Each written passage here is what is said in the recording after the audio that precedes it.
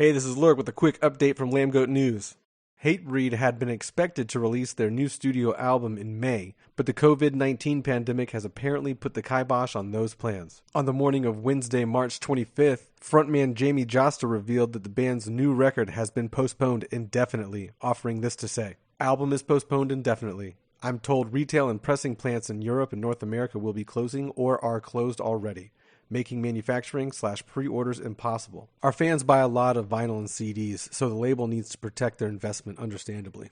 As of now, the band nor Jamie has given any details as to a new release date, leaving fans to wonder if they'll see an album in the summer, fall, or winter. Of course, we at Lambgoat will give you any updates we hear about the record coming out. We appreciate you watching. If you enjoyed this update, please give it a like, share it with your friends. Also follow or subscribe to us to make sure you don't miss any updates and other content we release.